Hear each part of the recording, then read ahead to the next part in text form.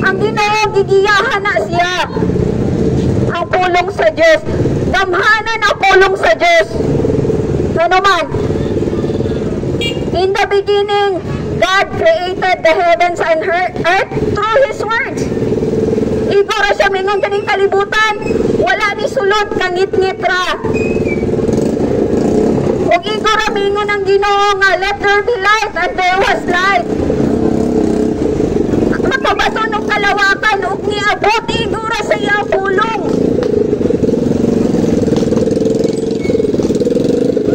Yan sa John 1:1.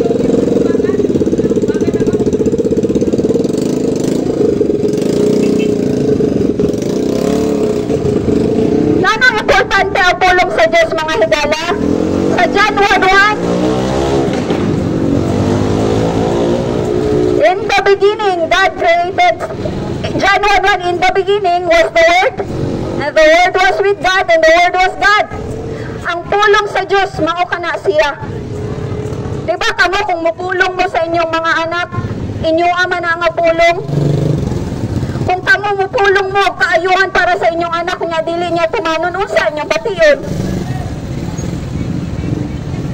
Diba masubo mo? Na ay mensahe ang Ginoo kanatong tanan. Ug ang iyang gibati kasubo, kay kita watay panumbaling sa iyang mga pulong. Na ang pulong unta sa Ginoo, may muhatag ka natong kagawasan sa atong mga pagkadautan. Ang pulong sa Ginoo may mutabang ka nato nga makabaton tag paglaom dinhi sa kalibutan. Ang pulong sa Ginoo si Jesus kana. John 1:14. The Word was made flesh and dwelt among us, and we beheld His glory, full of mercy, full of grace and truth. Si Jesus kana, mga higala.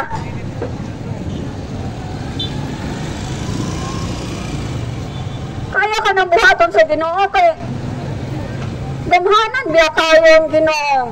Igora siya mubungat ana dayon. So i-manifest na niyo pagtuo, mga higala. Ikinahanglan nato si Jesus. We need Jesus. Ang Jesus sa Bible.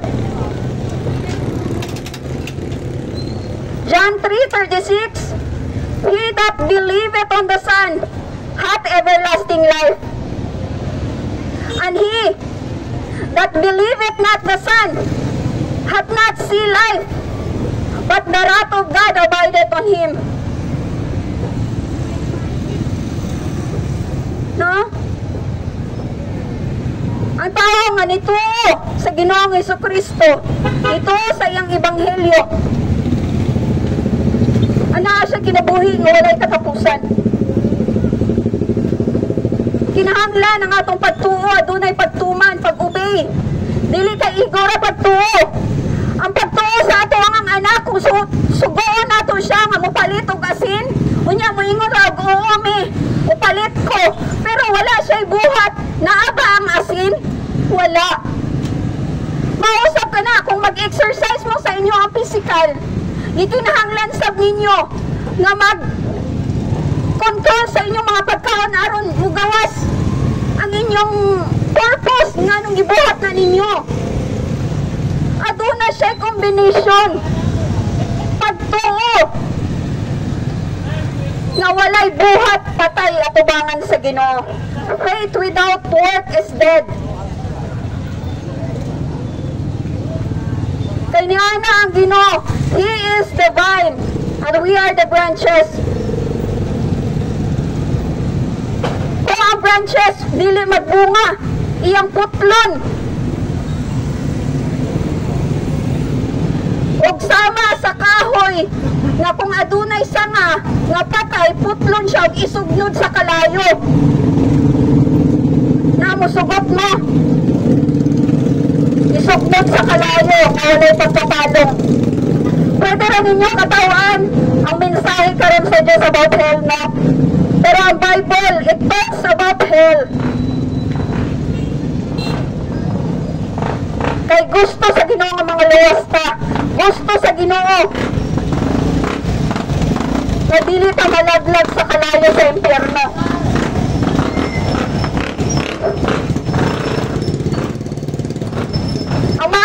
kita sa Dios nga dili nato kinahanglan nato sa impyerno uban ang yawa.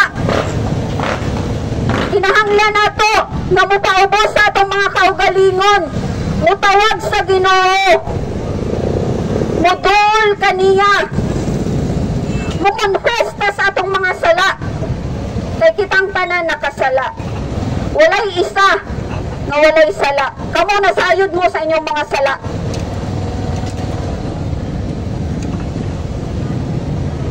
O kang tanan atong mga binuhatan dinhi sa kalibutan, even gani ang atong mga pinulungan. Every idle word nga mugawas sa imong baba, hukman ka sa Ginoo. Walay sekreto. Diri pwede pa matago imong sekreto. Pero sa dihang kitang tanan pagahukman at tubangan sa Dios, ang sekreto nga mga kahugaw nga gibuhat nimo nga sala dinhi sa kalibutan, mahayag at tubangan sa Ginoo niya, ganahan mo.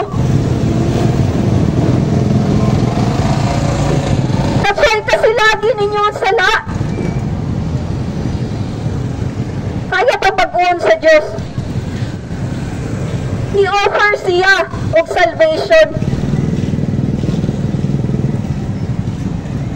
But we need to humble ourselves and turn to God. Kay kitang tanan na nga salaab. Kitang tanan nalulong sa bisyo.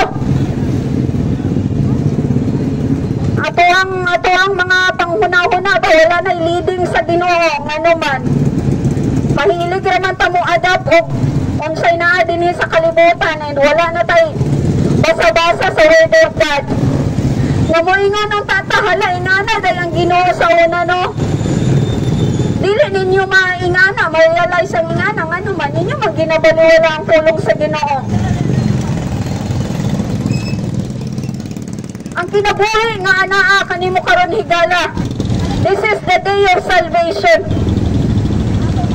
Dawata ang Ginoo. Nagtawag siya. Kung imo siyang tuuhan, kinahanglan nimo tuuhan ang iyang tawag na maghinulsol ug motalikod sa sala. Kaya kung dili ka maghinulsol, mamatay ka sa ingana nga kaagi. Unya, daghan kang mga kalingawan, disco, inom, bisyo, ng pagkaugma, away sa asawa, hurot pa ang kwarta, muna'y dulot no sa sayop nga kalipay, sala, kagubot. Munang tanan na to, gikinahanglan na to ang Ginoo.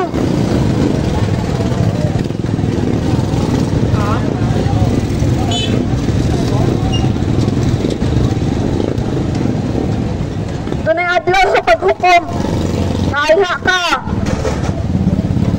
Ilabay dito sa kalayo sa impyerno, kung mamatay ka sa imong sala, at ubang kadaan sa Ginoo.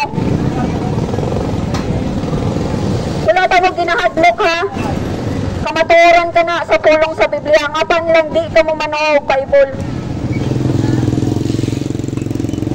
Pero manuo mo og mga television, manuo mo og mga balita nga gitabunan ng uban.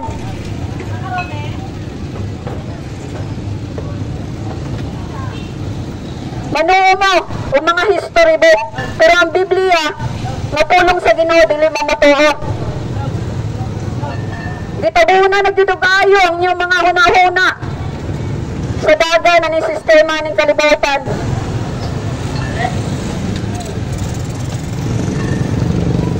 Mga higala, gihigugma kita sa Diyos.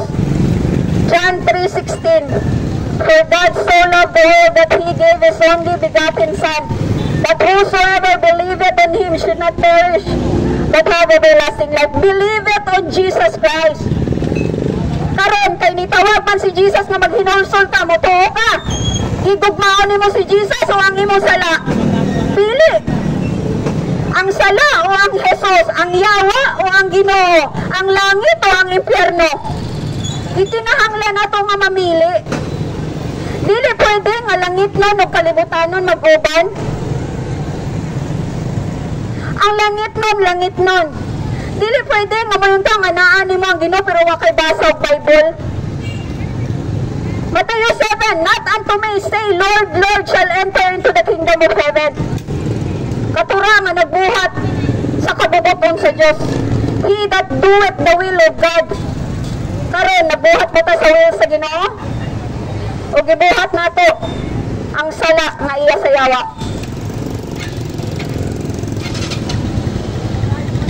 Gisugo ta sa Ginoo nga talikdan ang atong bisyo. Gisugo ta sa Ginoo nga maglakaw nga matarong dinhi sa kalibutan. Pwede ra natong katawan, pero deep inside our heart, ato ang panambalingon ang tawag sa Dios. Kaya nga naman, lami man ang unod, lami man ang sala. Apan ang bayad, walay katapusan nga pag-antos dito sa kalayo sa impyerno.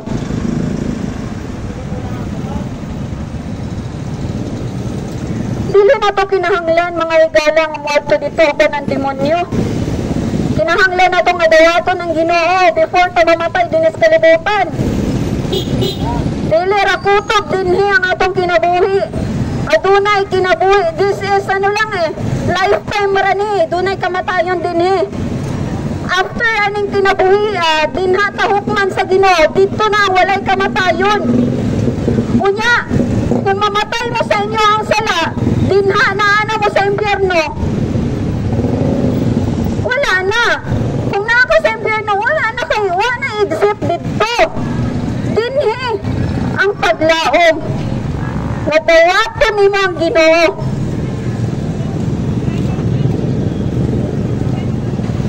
Ang Jesus nga nisamyaw.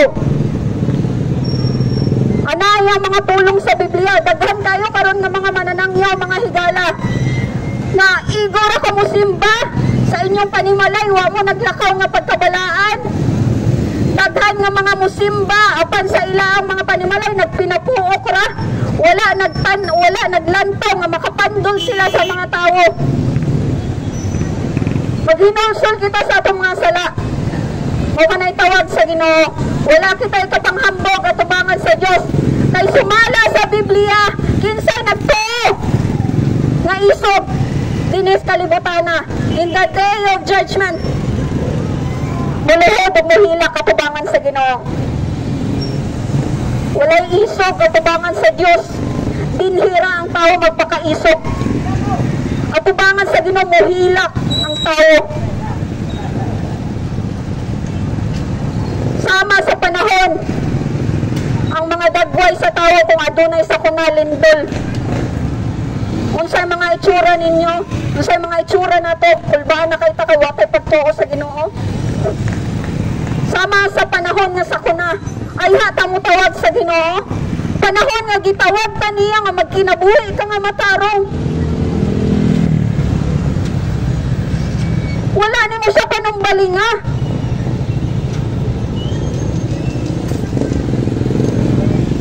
Again, gitawag ta sa Ginoo, come now, let us reason together.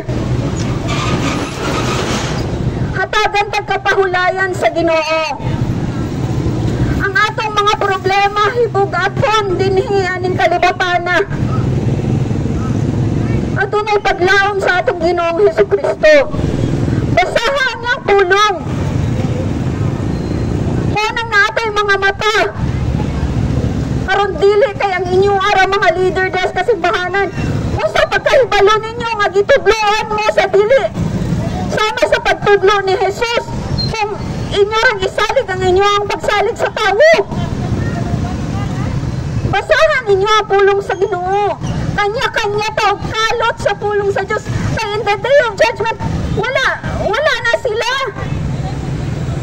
Ikaw ug ang Ginoo.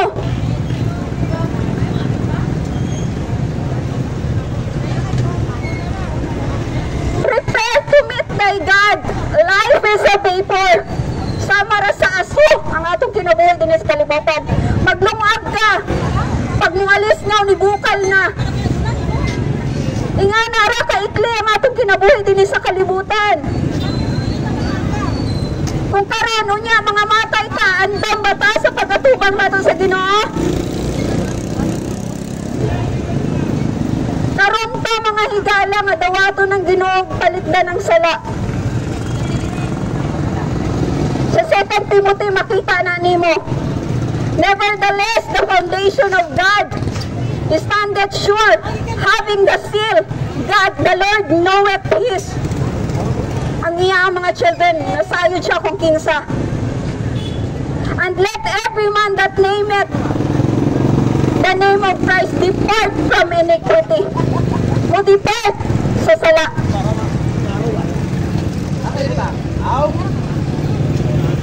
Mga higala, ayaw ninyo higugmang sala. Pagubot ang bunga na sa inyong pamilya.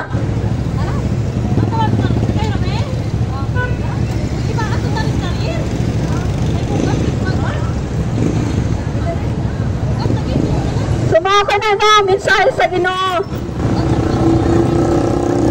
na punta pag-inusol kita kay tinuod kayo ang salawin na kapahimulag ka nato sa Ginoo.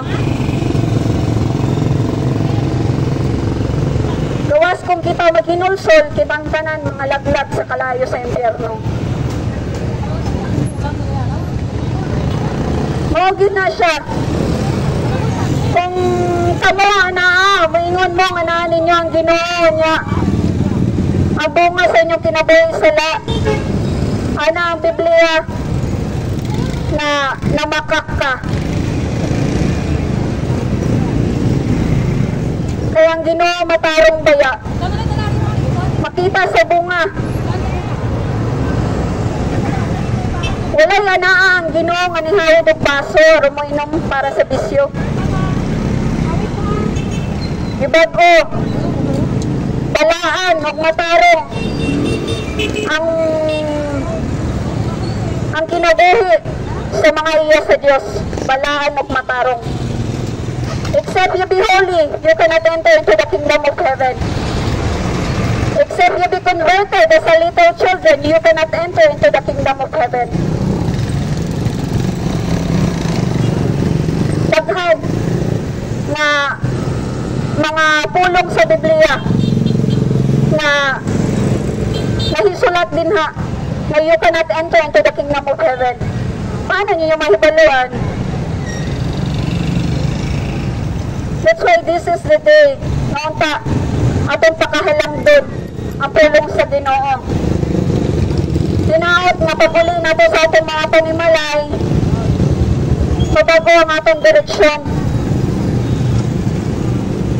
Ako, nihila ko sa Ginoo, nihangyo ko sa Ginoo nga Lord, before matapos ng tuig, pasangyawa ko. Kaya I know, mga higala, dili na ako mabuhat kung wala ang grasya sa Ginoo. Magsalamat sa Diyos. Iyang gitubad. Kay para raman sa iyang kahimayaan ng dungog. Walay lain na tumong. Ang makahelp ko ninyo spiritually. Spiritually, mga higala. Naunta kita. Mag-uban ta. Uban ta nga nagpaubos sa Ginoo. Uban ta nga naghinulso sa atong mga sala. Uban ta nga nidayig sa Ginoo. Ang pulong sa Diyos dili siya yaga-yagaan, nalaan. Ang pulong sa Diyos o gamhanan. Abang makita nimo sa mga tao ang rejection. Makita nimo sa mga tao ang pagyaga-yaga sa pulong sa Ginoo. No?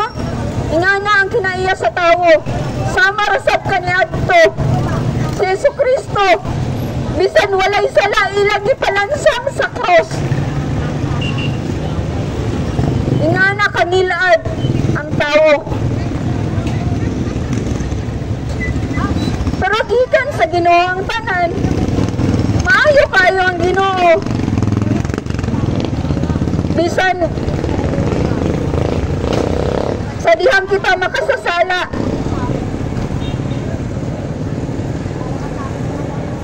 Ang Ginoo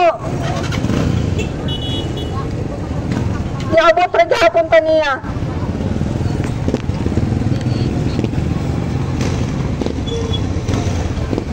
Roma 5:8, Roma 5:8, so apan ang Dios nagpadayag sa iyang gugma lang kanato.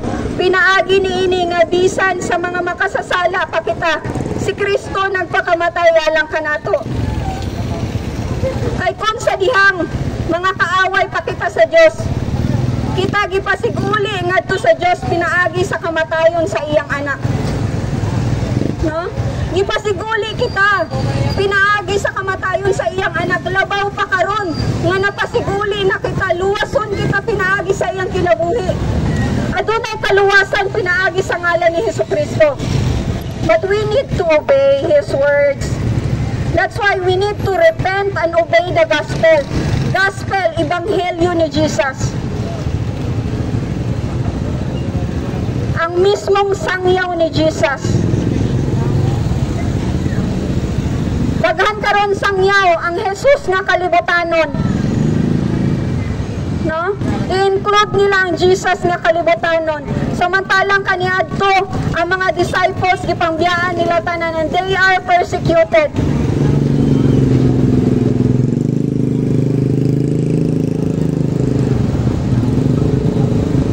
So please mga higala, hinaot, nabasahon ninyo ang Biblia. Kaya ka na ang mapa sa ato mo na yung hatag direksyon nato, dinihipulong ka na sa Ginoo. No, makita nato ang mga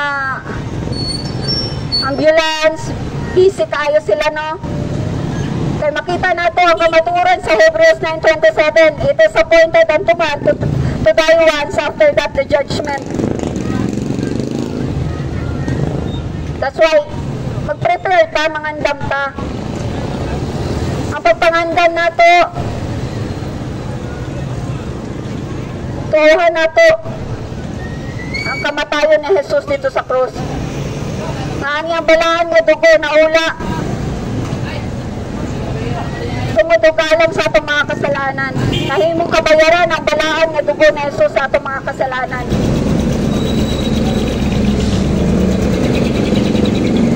Ang Biblia mga higala, mutudlog yun siya nga talikdan nato ang sala. Mudipart yun ta sa sala.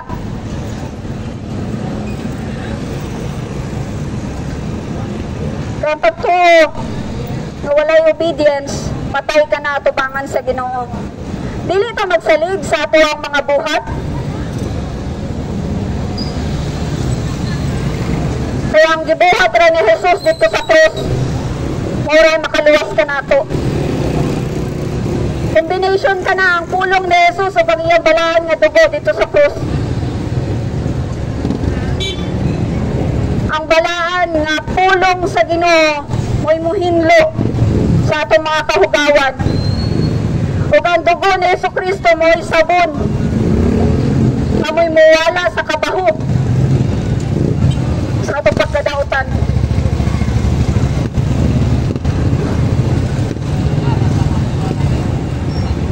So hinaot nga sa kabisi na to karon sa pagsalubong mo niya, no? Sa tradisyon. Hinaot nga mabisi po doon mo sa pagpangandam sa pag-atubang sa Ginoo. Hi there, I'm so proud of you. Salamat sa Ginoo. I am nothing. Ay, be, kuan ka ng ako din mga survivor na sa kitang mga babae na dress na modest. So, if kuan ka ng mutuota sa puno sa pinag namoy at loss ng hukom and the wrath of God abide kaya sa mga disobedient. Sa religion niyo? Wala ko yung religion. Kuan ka ng sa gabi is rami independent. Ga-obey na gini sa word of God. And ayaw ka proud na ako kaya ayaw natin kaya ang tulong sa Ginoo. Sa word of God naman eh, kasi kay paano pagpunsa mo kanya? Paano ka ng confidence kay ka ba? Diyan kayo. Salamat sa Ginoo. Actually, galila ko sa Ginoo kay gusto na ko, lahi mo ko dahil Bisaya. Ang willingness ni mga mag-go out ka, kay tagal kayo mga tao nga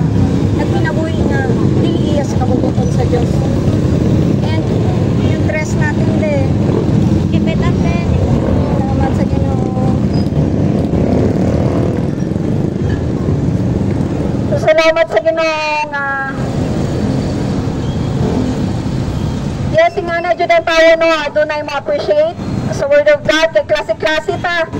Adunay tao nga mga hambog, ginabaliwala nila ang pulong sa Dios. Adunay tao nga makainubsanon, nga nangitas ka matunguran. Adunay mga tao nga isalikoy nila ang pulong sa Ginoo. Unang ako moingon ko, dili ni ako ang pulong di sa Ginoo. Pag once nga dili ninyo dawaton ang pulong sa Ginoo, nga nag-awag ka nato nga maghinulso, dili ako ang inyo gisalikoy, ang Ginoo. Sala ba nga uhagon ta sa Ginoo nga maghinulsol? Apostle Paul ningon siya, for I am not ashamed of the gospel of Christ, for it is the power of God unto salvation. No? Gahom kini nga makabaton mo og kaluwasan ang pulong sa Ginoo.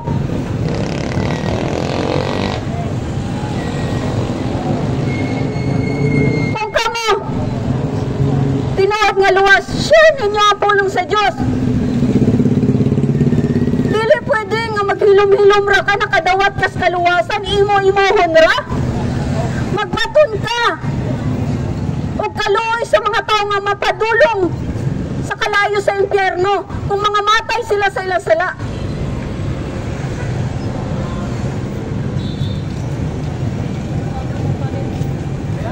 So alam natin mga higala, no, dili wala ko ipapasigarbo ni ani kay I know nasayod ang Ginoo nga gahilak ko sa iya gabi yung mga Lord pasangyaw ako para sa imong kahimayaan ug dungog. Ang akong pagpanangyaw walay pagpangayo kaninyo. Disagree me uban sa akong mga kauban nga pag manangyaw manghatag og sobre, libre ang kaluwasan nga gihatag sa Dios. Actually, kami gani, wala mi dako ano Christmas. Kay si Jesus, wala siya nagsugo na mag-celebrate ni Ana. Mayroon gani nga, they love the baby in the manger, but they hate the Jesus Christ of the Bible na nagtawag sa paghinulsol. No?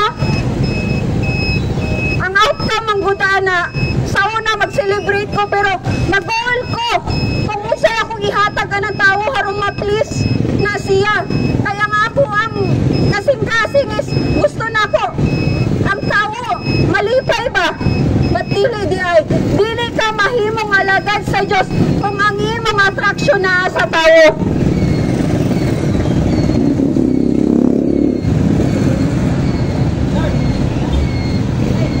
So salamat sa Ginoo, dalaygo ng buhi nga Diyos. Hinaot na natanong ang pulong sa Ginoo sa inyong mga kasing-kasing o huna-huna. Igugmaan ninyo ang kamaturan.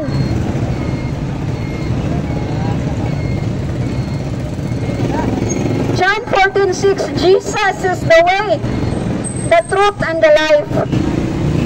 No man cometh to the Father except through Him. That's why we need Jesus Christ. Siya ang tagapaliwala, siya ang tagataliwala sa Diyos ug sa tao. Ang Diyos nga si Jesucristo. Dili nimo kaya nga baguhon ang imong kinabuhi. Need nimo. Samot na mga tao nga lulong na sobra na kagapos sa sala. No? So sobra na kagapos ba? I want you to know that Jesus can break the bondage of sin. Moray gahom sa Ginoo. Poplo niya. Ug ikaw maglakaw ka na sa pagkamatarong ug pagkabalaan.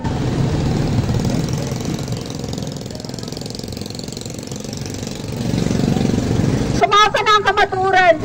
God is commanding all men everywhere to repent. Ang Diyos agawag ka natong tanan nga maghinulsol.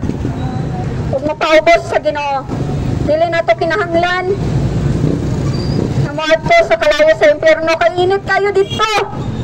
Walay tubig. In flaming fire, taking vengeance on them that know not God and obey not the gospel. No? Ang description sa Bible sa impyerno, naa sa dira ang description sa langit, naa sa Biblia. That's why, need ninyo nga mabasa ang Word of God. Karon mahibaluan ninyo. Ang after, aning kinabuhi, kay kanang mga butanga umalabot eh. Yan ang bitaw ang Ginoo nga bulahan ang tawo. Nga nito, maskin wala siya nakita.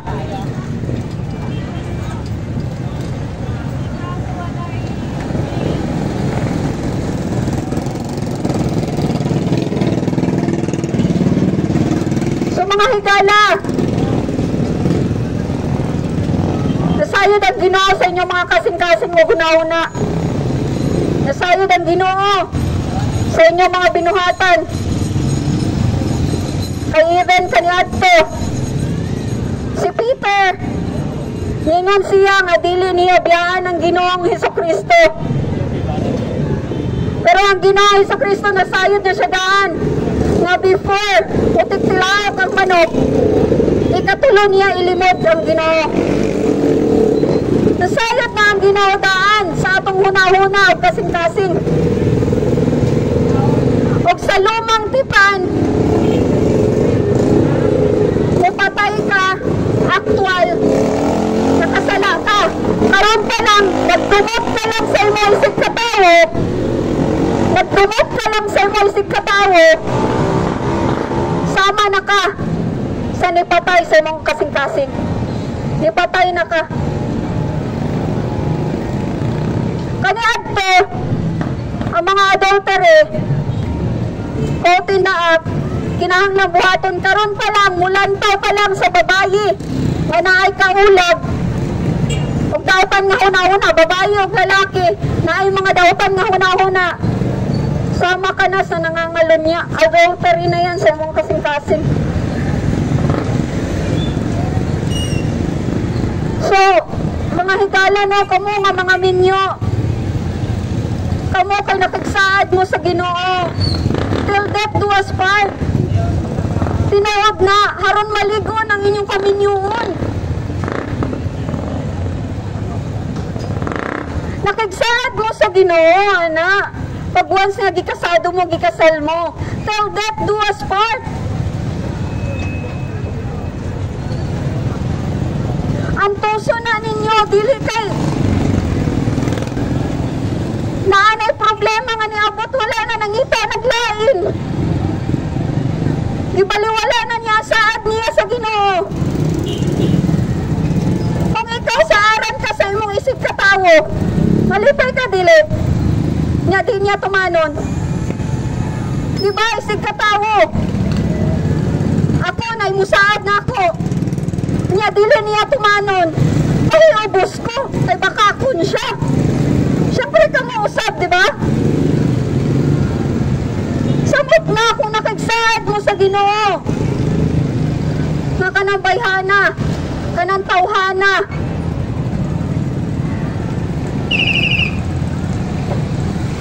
Ang inyong unungan hangtod sa kamatayon.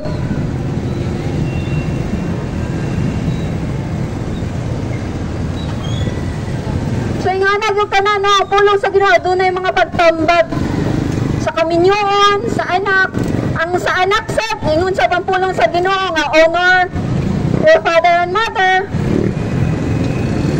Kaya doon ay hapsay nga pamaagi ang Ginoo na sa Biblia. So ang mga tao no, pag offended sila sa word, mukos na sila of actions, noise, mga ingay. Kaya ang espiritu sa yawa, ang espiritu sa yawa, mubos sa ba, against sila sa preaching sa word of God. Moka na siya. Kaya ang tao, walay paghigugmas sa pulong sa Ginoo. Nga ang pulong sa Ginoo ay kaayo lamang para sa atong kinabuhi din sa kalibutan. Kay tungod sa atong mga kagahi, di na ito kagahiyo na atong mga kasing-kasing mga higala. Dili tama yan na proud na makasasala ta. Need ka nga mo paubos. Need ka nga mo humble sa atong Ginoo. kay niya gikan ang tanan, extension ng life nga naa sa imong kinabuhi karon. Wa ka masayod unya. Nasa kabaong ka na pala. Dili madalag simba ko mga higala kay ang Ginoo may naghawid sa atong kinabuhi. Bisan nagmuing kag-ayaw.